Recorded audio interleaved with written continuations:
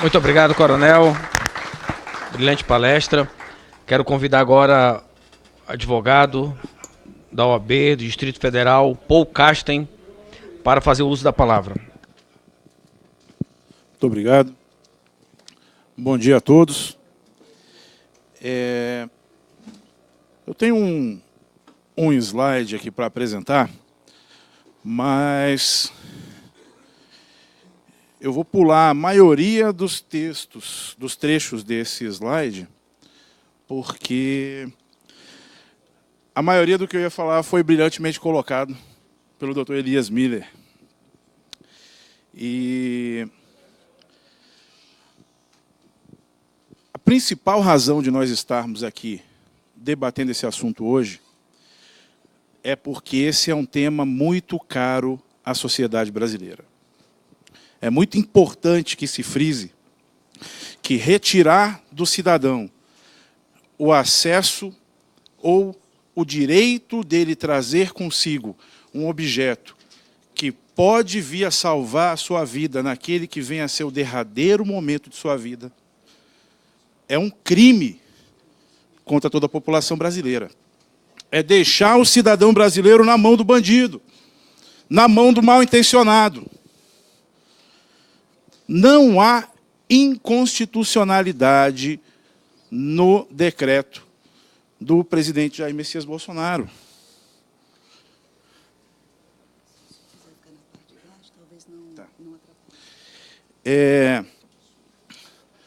Decreto 9.785 de 2019.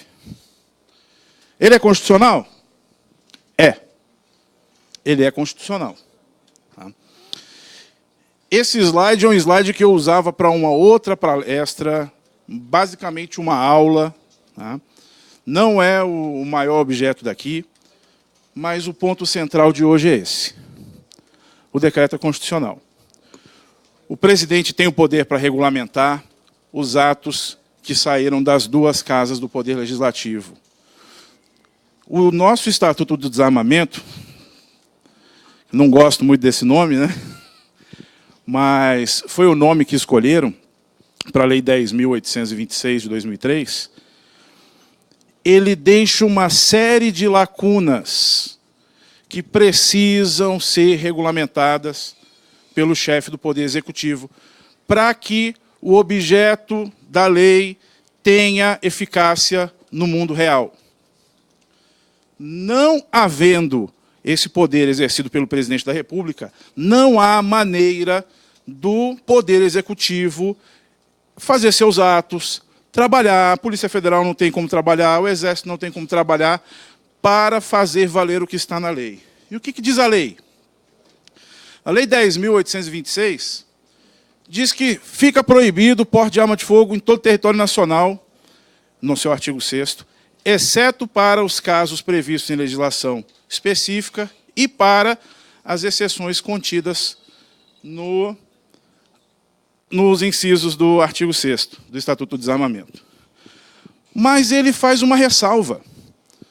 Será expedido pelo Estado brasileiro para aquele cidadão que exerça uma atividade profissional de risco ou que se encontre numa situação de ter a sua vida ou a sua integridade física ameaçadas, esse cidadão ele tem direito de receber do Estado brasileiro a autorização para portar uma arma de fogo de defesa pessoal.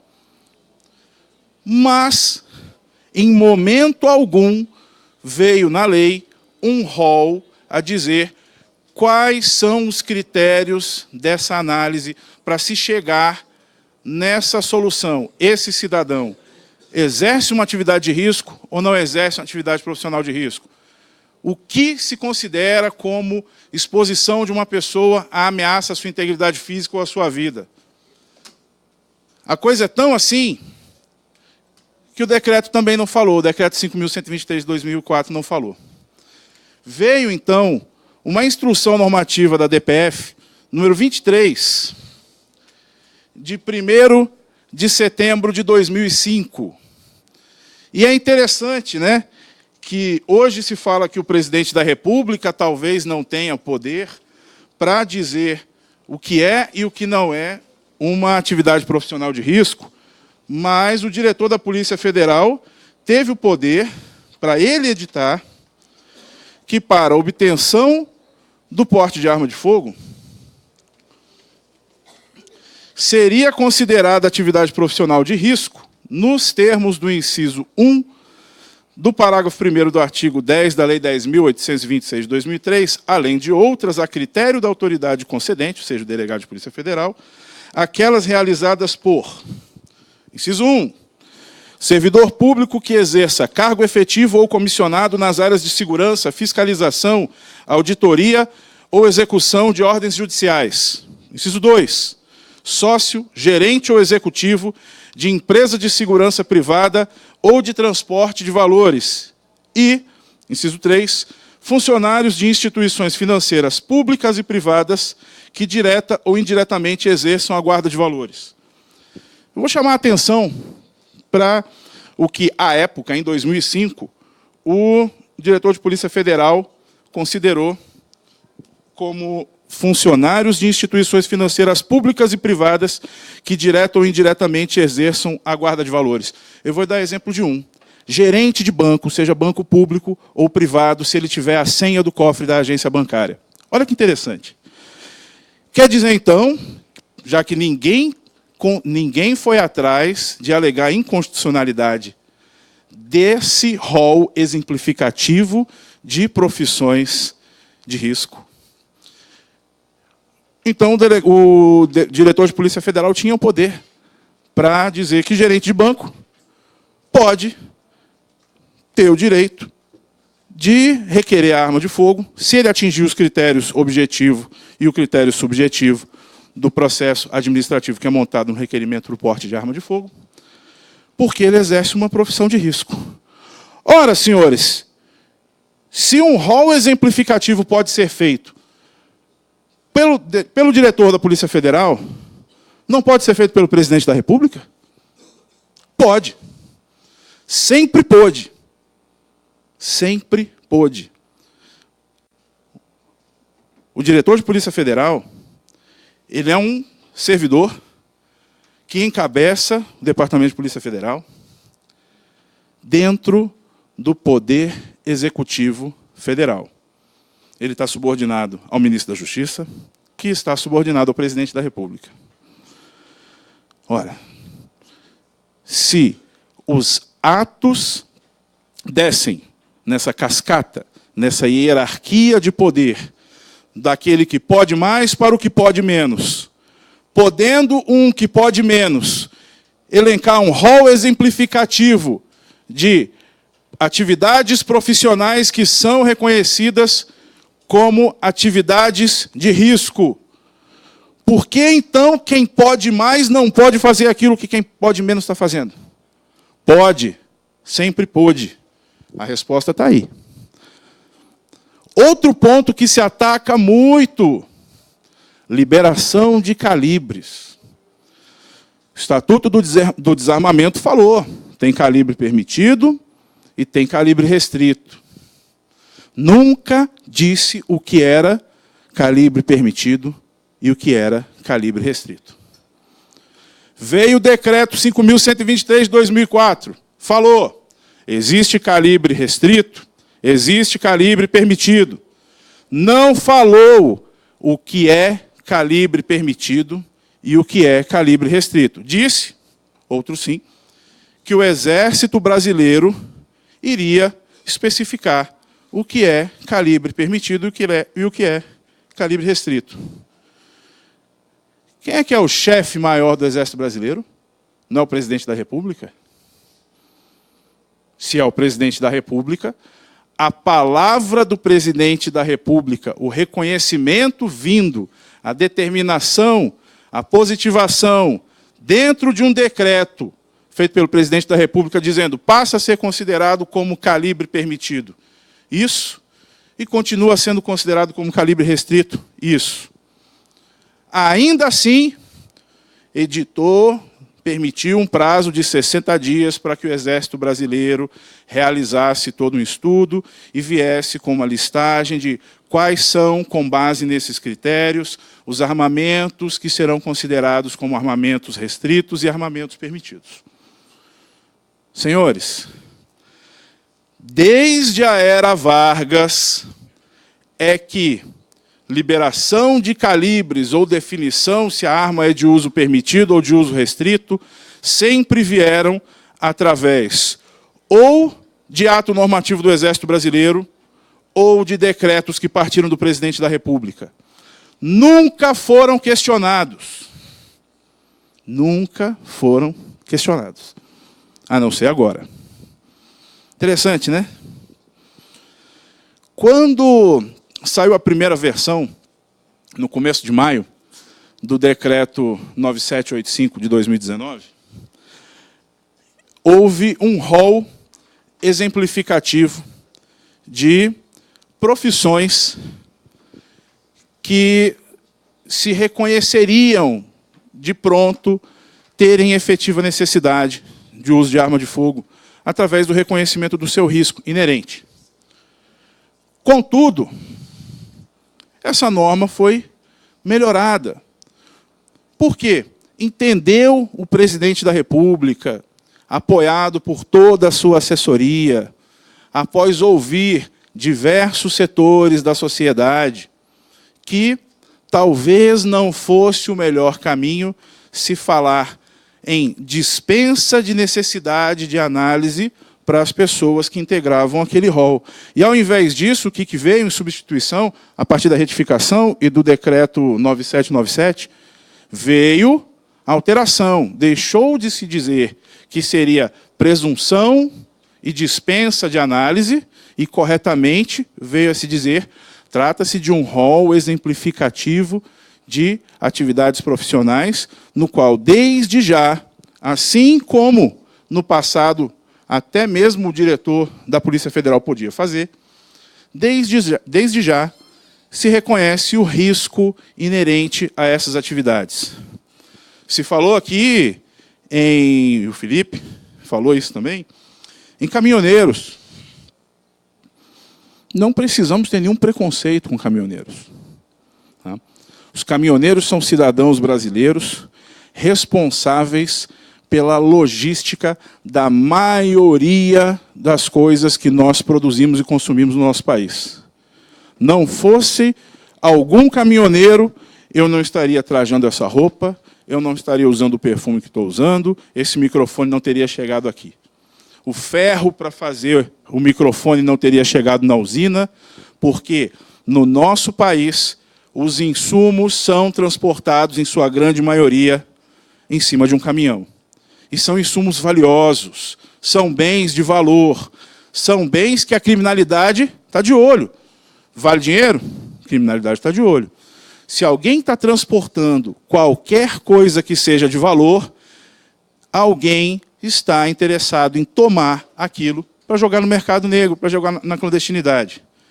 Em razão disso, diversos caminhoneiros são assassinados todos os dias no nosso país. O sargento Faú, que não me deixa mentir, está aqui, através da PRF, cansou de ver, através da polícia no estado dele, cansou de ver chegando o pessoal da PRF falando, tem mais um caminhoneiro que foi assassinado ali. O risco da atividade do caminhoneiro não vem do acidente de trânsito, não, gente. Vem do risco de sofrer latrocínio. E o conselheiro tutelar vive contrariando interesses de alguém, vive sendo ameaçado. E não acreditem os senhores que o conselheiro tutelar não sofre atentado, sofre. E os advogados? No ano passado nós tivemos meses com 2 assassinatos de advogado na semana. Isso é um absurdo. Os advogados, assim como os promotores e os juízes, são sujeito passivo potencial do crime de atentado contra o sistema de justiça. Toda vez que alguém se vê contrariado pela atuação do sistema de justiça, ele quer, ou pode querer, se vingar do promotor, do juiz ou do advogado. Se um advogado estiver, por exemplo, atuando na defesa de uma pessoa, defesa criminal, de uma pessoa que seja inocente, o maior interessado em assassinar esse advogado é o verdadeiro culpado. Hoje nós temos no Brasil advogados, não só criminalistas, mas advogados da área de família sendo assassinados, advogados que lidam com sucessão, com inventário, com herança, sendo assassinados, porque não aceitaram suborno, porque não aceitaram beneficiar uma das partes em detrimento das outras. Nós temos advogado que foi assassinado porque venceu a ação trabalhista. Não vou citar a empresa, vou falar só o ramo. Houve um frigorífico em que o advogado venceu a causa defendendo o interesse dos funcionários que tiveram seus direitos trabalhistas vilipendiados.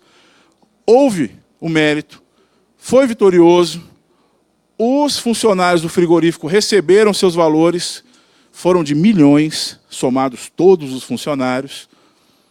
Poucos dias depois, foi preso o dono do frigorífico e o pistoleiro, porque os dois foram juntos para assassinar o advogado e assassinaram o advogado. Há risco, senhores? Há risco. Há risco. Algumas estatísticas, e a pesquisa não está concluída, a pesquisa está em andamento, mas chegaram a apontar períodos da nossa história, em 2017, em 2018, onde você teve quase que um advogado assassinado por semana no ano. Não chegou a dar um advogado assassinado por semana, mas chegou perto. O presidente Jair Messias Bolsonaro, no seu decreto, não concedeu porte de arma de fogo para profissões ou para categorias. Não, senhores. O que ele fez foi trazer um rol exemplificativo de situações que ele reconheceu como sendo atividade profissional de risco exercidas por algumas pessoas. E não foi nada leviano, é porque as pessoas estão morrendo. As pessoas estão sendo assassinadas. Voltando um pouco para a questão dos advogados, porque é a área que eu pesquiso, é a área que eu acompanho, é uma área que eu atuo. Eu estou aqui não como representante da Ordem dos Advogados do Brasil, da Seccional do Distrito Federal, eu estou como representante da advocacia por advogado militante que sou, defendendo os interesses da população brasileira e defendendo os interesses dos meus colegas, meus pares. Se viu, durante décadas, a Ordem dos Advogados do Brasil abrindo a boca para dizer que o advogado é um agente público, ainda que atuando no seu munus privado, ele é um agente público. Veio a primeira versão do decreto, estas mesmas vozes que passaram os últimos 30, 40, 50 anos falando isso, começaram a dizer que não. Só são agentes públicos os advogados que sejam servidores públicos. O discurso mudou de um dia para o outro por conta da edição de um decreto. Gente, não dá. Tanto isso foi que quando veio a retificação e o decreto 9797, essas vozes cessaram e calaram. Ninguém mais teve discussão se advogado é um agente público ou não na sociedade. Senhores, tem muito aí a ser debatido. Essa é a razão dessa nossa análise aqui hoje. Vai haver réplica, vai haver tréplica. Eu preciso passar o telefone para o Benê, porque o Benê está quase aqui angustiado. Eu também quero muito ouvir o que o Benê tem a dizer. Agradeço a todos os senhores, agradeço a atenção dos brasileiros que estão acompanhando tudo isso. E peço que leiam o decreto e leiam também o Estatuto do Desarmamento, porque vocês vão ver que cada artigo, cada inciso e cada alínea do decreto está obedecendo exatamente aos limites estabelecidos na Lei 10.823. Muito obrigado.